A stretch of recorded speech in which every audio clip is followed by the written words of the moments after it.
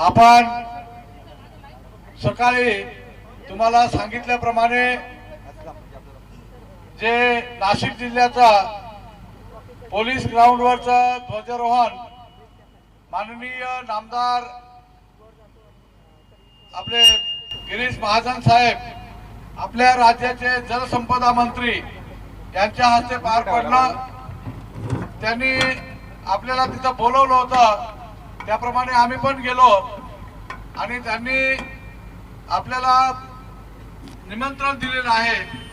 उद्या 2 वाजता मंत्रिमंडळाची बैठक संपल्यानंतर आपल्याशी जे संबंधित मंत्री आणि मुख्यमंत्री साहेब आहेत या सगळ्यांना कोऑर्डिनेट करून महाजन साहेब त्यांच्याशी गाठ आपली भेट घालून देणार आहे आणि जे काही आपले प्रश्न आहेत ते प्रश्न तिथं चर्चेला येतील। पण मुख्य खरंच आपले प्रश्नाचा सर्व भार हा महाजन साहेबांवरतीच आपण टाकलेला आहे। त्यांनी जर मनापासून पुढाकार घेतला तर 100% आपली पायपीट पण वाचेल आणि आपला प्रश्न पण सुटेल। आणि आम्ही त्यांना विनंती केलेली आहे की कुठल्याही परिस्थितीमध्ये ह्या वेळेस प्रश्न सुटला पाहिजे, अन्यथा आम्ही मुंबईपर्यंत तुम्हाला भेटायला येऊ। मागच्या वेळेस जे लॉंग मार्चला होते त्यांना आठवत असेल की आपण जेव्हा सोमय्या मैदानवरती गेलो, रात्र झाली होती आणि दुसऱ्या दिवशी परीक्षा होत्या, त्यावेळेस साहेब भेटले आणि त्यांनी सांगितलं याच्यातून काहीतरी मार्ग काढा। कुठलाच मार्ग नव्हता आणि म्हणून आपण रात्रीच परत तिथून निघालो। त्यावेळेस महाजन साहेब हे आपल्या बरोबर 8 किलोमीटर पायी चालत आले होते मुंबई सेंट्रलच्या पुढेपर्यंत। पहाटे जवळजवळ 5 वाजेपर्यंत ते आपल्या बरोबर चालत होते। तर अशा प्रकारे आपल्याला त्यावेळेस पण सहकार्य केलं होतं। त्यांनी त्यांच्या परीने हे प्रश्न सुटावेत म्हणून खूप प्रयत्न केला आणि तसा निर्णय पण मंत्रिमंडळामध्ये झाला, पण त्याची अंमलबजावणी खाली प्रशासन पातळीवरती शेवटपर्यंत राबवली गेली नाही आणि तो प्रश्न आतापर्यंत तसाच पडलेला आहे। आणि म्हणून सर्व आपल्या प्रश्नाची जाण असलेले आणि आपला एक प्रश्न त्यांच्याशी पण संबंधित आहे, पाण्याचा प्रश्न। आपलं पाणी जर वळवलं गिरणीमध्ये टाकलं तर त्यांच्या जळगाव जिल्ह्यापर्यंत ते पाणी जात आहे आणि त्यांचा पण फायदा आहे। म्हणून हे सगळे प्रश्न सुटावेत अशा प्रकारची अपेक्षा करून आपण उद्याला तिथं जाणार आहोत। परंतु कलेक्टर कचेरी आपल्या पोलीस ग्राउंडवरतीच आम्ही त्यांना सांगितलं की आमचा लॉंग मार्च हा रस्त्यातच आहे, जाताना तुम्ही आम्हाला भेटून गेले तर बरं होईल। ते इगतपुरीला होते, आपल्या सिन्नरकडे होते, परंतु तिकडून फेरा मारून सरळ समृद्धी मार्गाने निघून गेले असते, परंतु इथं आपल्याला पुन्हा इगतपुरीच्या त्या जंक्शन वरती ते आपल्याला भेटायला आले आणि त्यांनी जे दिलेला शब्द इथपर्यंत तर पाळलेला आहे। परंतु आता उद्याची जी काही चर्चा होईल ती त्यांच्यावर जर बरीचशी मोठी अवलंबून असलेली चर्चा आहे। मला खात्री आहे ते आपल्या बाजूने चांगल्या प्रकारची भूमिका बजावतील, आपल्याला न्याय देतील अशा प्रकारचे। आणि एकतर ते अनभिषक्त अशा प्रकारचे नाशिक जिल्ह्याचे पालकमंत्री आहेत, जरी अधिकृत नसले तरी तेच पालकमंत्री आहेत। आपला सर्व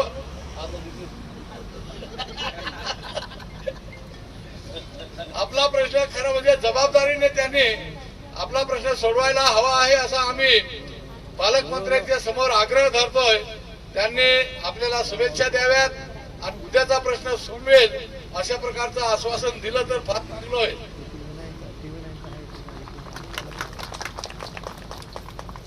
नमस्कार।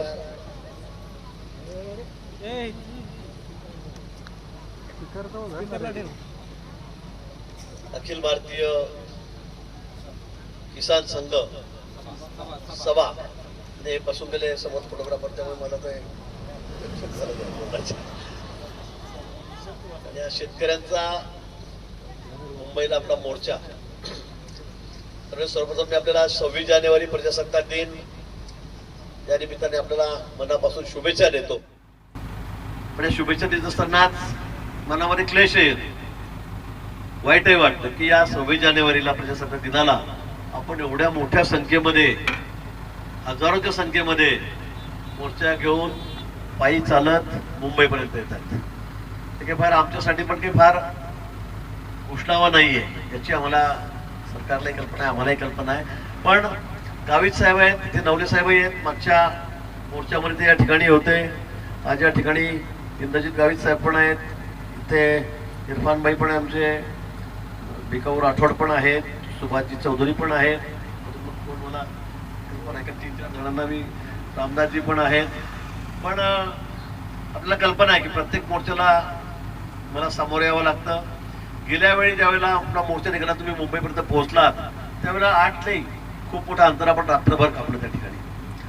आणि मी अर्ध्या रस्त्याला येऊन आपल्याला भेटलो होतो आणि तिथूनच आपण चालत चालत सोमय्या मैदानपर्यंत आलो. मग तुम्ही म्हटलं की आम्हाला पुढे जायचं आझाद मैदानावर, दुसऱ्या दिवशी 12वीची 10वीची परीक्षा होती, त्यामुळे खूप गोंधळ झाला असता.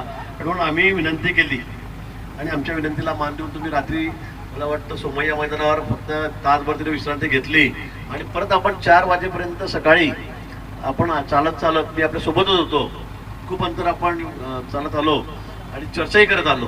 चर्चेतून मार्ग निघत असतात. शेवटी आपलाही उद्देश आहे की लोकांना न्याय मिळाला पाहिजे, शेतकऱ्यांना न्याय मिळाला पाहिजे, गरीब जनतेला न्याय मिळाला पाहिजे, हाच त्या ठिकाणी आहे. आणि सरकार त्यासाठीच असतं.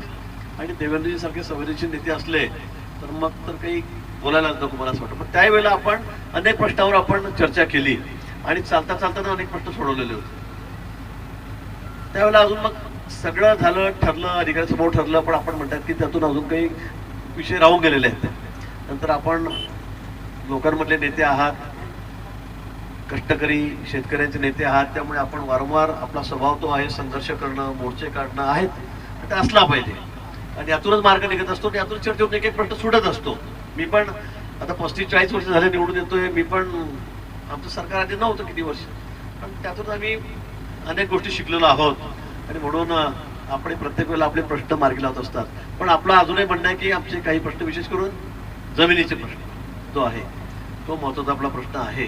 आणि म्हणून पट्ट्याचा जो प्रश्न आहे तो महत्त्वाचाच आहे.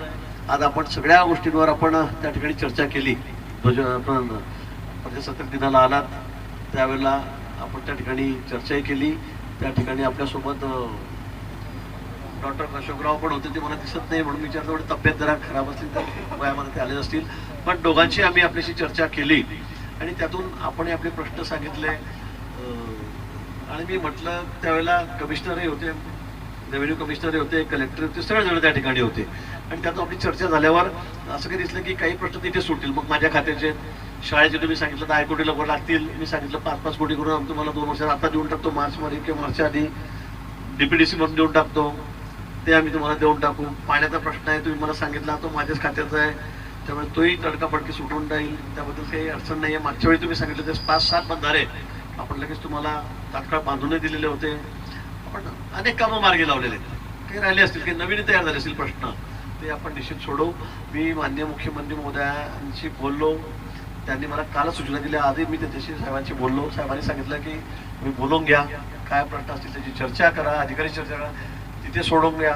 तिथे नाही सुटले तर मग इथे संबंधित खाते, महसूल खातं असेल, वन विभाग असेल, रेव्हेन्यू आहे त्यात महत्वाचं, माझं खातंही आहे, मला शिक्षण खातं आहे, या सगळ्यांचे मंत्री उद्या सर्वांनी कॅबिनेट असल्यामुळे त्या ठिकाणी आहेत. त्यांना सगळ्यांना आपण सूचित केलं आहे मुख्यमंत्री कार्यालयाकडून. त्यांचे प्रधान सचिव आहेत, त्यांनाही सांगितलेलं आहे प्रश्न आधी तुमच्याकडे आलेले आहेत, त्याच्यावर काय काय आपल्याकडे तोडगा आहे, काय मार्ग काढता येईल, हे आपण त्या ठिकाणी उद्या प्रश्न सोडवण्याच्या दृष्टीने सगळी तयारी द्यावं हे आपण सांगितलेलं आहे. आपण बसू, नाही मार्ग निघाला तर काही प्रश्न असतील मात्र आपण मुख्यमंत्री महोदयांकडे जाऊ.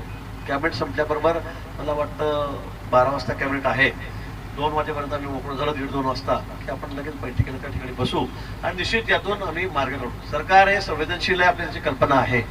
अनेक प्रश्न आपले सुटलेले आहेत, अनेक प्रश्न सुटले आहेत, पण काही राहिले असतील, राहिलेलेही आहेत. हे आम्हाला थोडेफार प्रश्न राहिलेले आहेत, हे आम्हाला मान्य आहे. मला वाटतं त्या संदर्भामध्ये उद्या चर्चा करून हे प्रश्न निश्चित सुटतील असं अपेक्षा मला या ठिकाणी आहे. आणि आपण इतक्या दूर चालत यावं. खरं म्हणजे मागच्या वेळी तर असं झालं होतं की आता काय करावं, सगळ्या पायात साल उगलेली, किती आभार होतं, वयस्कर आमच्या सगळ्या आई सगळे त्या ठिकाणी आलेल्या आहेत, माता भगिनी आलेल्या आहेत. आणि त्यामुळे हे फार काही आम्हाला याचा काही फार आनंद होतो असं तर मात्र नाहीच, आम्हाला वाईटही खूप वाटतं. त्यामुळे खरा मी कापरा म्हटलं की आपण साहेब मोर्चा थांबवा नाशिकमध्ये आणि आपण जाऊ, प्रश्न सोडू. पण साहेबही बाहेर गेलेले होते, 4-5 दिवस दावासला गेलेले होते उद्योगधंदे आणण्यासाठी, आणि म्हणून ते भेट होऊ शकली नाही. आणि मला माहित आहे की आपण जरी बोललो तरी पण मुख्यमंत्री महोदयांना त्या ठिकाणी बोलावं लागेल. आणि म्हणून मग मी पण आग्रह धरला की फक्त आमच्याशी तिकडे बोला. 2 दिवस मग उशीर झाला, 3 दिवस उशीर झाला, ही गोष्ट निश्चित आहे. पण माझी आता आपल्याला विनंती की आता आपण जिथे आहात उद्या तिथे थांबा. पुढे आपल्याला येण्याची आवश्यकता पडणार नाही, गरजच पडणार नाही. आपण फार आता त्रास घेऊ नका. उद्या सकाळीच आपण इथून निघा आणि 12 वाजेपर्यंत 1 वाजेपर्यंत आपण तिथे पोहोचला. 12 वाजेपर्यंत तर फार अधिक बरं राहील. लवकर बैठक संपली तर आपण लगेच बैठक संपल्यावर तुमची कॅबिनेट संपल्यावर आपण तुमची बैठक घेऊ. आणि प्रश्न तुम्ही जर सांगितलं की माझी जबाबदारी आहे, निश्चित माझी जबाबदारी या ठिकाणी आहेच. पण प्रत्येक मोर्चाला मीच तुमच्याकडे सामोरं येतो, मीच घेऊन जातो, आपण तिथे सगळ्याच विषयावर चर्चा करतो. ही वस्तुस्थिती आहे. पण मला खात्री आहे माननीय मुख्यमंत्री महोदय निश्चित आपल्याला जे अपेक्षित आहे ती परत त्या ठिकाणी करतील. उपमुख्यमंत्री शिंदे साहेब आहेत, अजितदादा आहेत, सगळेच उद्या त्या ठिकाणी राहतील, सगळं मंत्रिमंडळ राहील. त्यामुळे आपले प्रश्न सोडवण्यासाठी उद्याचा दिवस अतिशय योग्य आहे. आणि तर अजून जर तो हा शुक्रवार गुरुवार असता तर मग अजून शनिवार रविवार सोमवार मंगळवार अजून 5 दिवस आपल्याला वाट बघावी लागली असती. तर हे योगायोग म्हणावा असा की साहेब पण काल आलेत, आपण इतकं झाला, मी पण या ठिकाणी तुम्ही सांगितलं आपले बोर्ड चालूच होतं त्याच्या माध्यमातून. आणि म्हणून हा प्रश्न तात्काळ कसा सुटेल यासाठी आपण उद्या त्या ठिकाणी प्रयत्न करू. माझी फक्त एवढीच विनंती आहे की आता उद्या आपण त्या ठिकाणी मुक्काम आहे त्या ठिकाणी थांबा. 2 वाजेपर्यंत 3 वाजेपर्यंत आपला प्रश्न मार्गी लागेल याची मला खात्री आहे. त्यामुळे पुढे चालत जायचं, आपण त्रास घ्यायचा, थोडं विश्रांती करा. कारण आज रात्री आपण जास्त मला वाटतं ओव्हरटाईम करतात. आपला रोज मुक्काम किती वाजता असतो? लवकर असतो. त्यामुळे आता परत तुम्ही 4 तास तुम्ही जास्त चालतात. त्यामुळे आता फार थकू नका की आपण उद्या आता जसे मुक्काम करणार आहात त्या ठिकाणीच थांबा. उद्या आपण बैठक घेऊन आपले सगळे प्रश्न मार्गी लावू. धन्यवाद. ठीक आहे. महाजन साहेबांचे इथं आपल्या चालू रॅलीला भेट देऊन आपल्याला जे काही उद्याचं भविष्य सांगितलं की हा प्रश्न आहे हा नक्कीच सोडवण्याच्या दिशेने पावलं उचलली जातील. आणि त्याच्यात महाजन साहेबांचा रोल हा महत्वाचा असेल. आणि त्या दृष्टिकोनातून त्यांनी जे आपल्याला भेट दिली त्याबद्दल खूप खूप धन्यवाद. उद्या हा प्रश्न निकाली लागेल अशा दृष्टिकोनातून आपली भूमिका तिथं असावी. तुम्ही शासनाचे मंत्री आहात, परंतु आमचे प्रतिनिधी, आमचे पालकमंत्री म्हणून आमची पण बाजू समर्थपणे तिथं ठेवावी अशा प्रकारची आम्ही अपेक्षा करतो. हा प्रश्न सुटेल अशा प्रकारची आपल्याकडे आशा धरतो. आणि आपण इथं भेट दिल्याबद्दल खूप खूप धन्यवाद.